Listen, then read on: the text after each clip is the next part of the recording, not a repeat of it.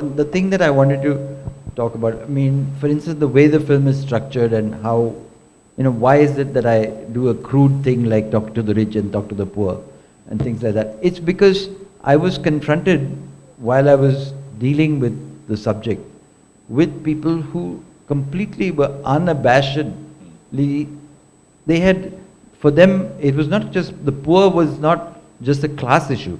It was almost a racist idea of the poor. It was almost like these were not the same kind of people as us. These were lazy and unintelligent, and they deserve what they got. And that is, so I think that in our country especially, maybe because we have a caste system, which is historically we've been saddled with, that we have internalized the idea that class is God-given, and those who are at the bottom of it deserve what they get. And so I think in many ways the film definitely challenges that idea.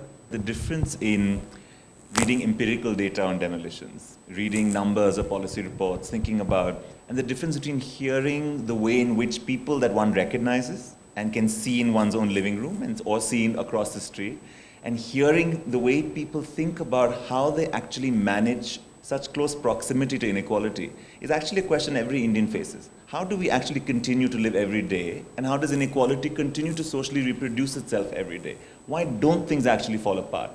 Last question. Okay. There are far more images that you see in the media, news channels, everybody going in there and getting out. So do you think that we've become more insensitive to these images now? And secondly, the stories also that come out, they are essentially saying the same thing, but the way it's put across in the media these days, has it changed?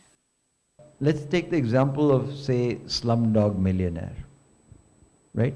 It's located in the slum.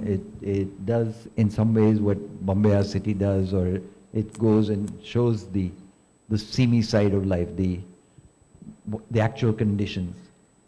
At the same time, it has so many safety valves for the elite. It has so many ways in which you don't really have to worry. What are the ways that it does that? It does that by locating the cause and effect in the same area. That means the poor are their own enemies. Meaning the slum dwellers are in that condition because they do it to themselves. They blind their own children, make them beg, they cut off hands.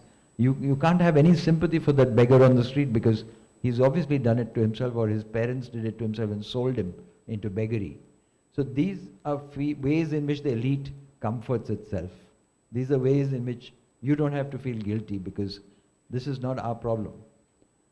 And the way out, what is the way out in Slumdog Millionaire? You win a lottery. That means you have 1 in a million chance of getting out. And so that is the way in which the slum has become a consumer product today.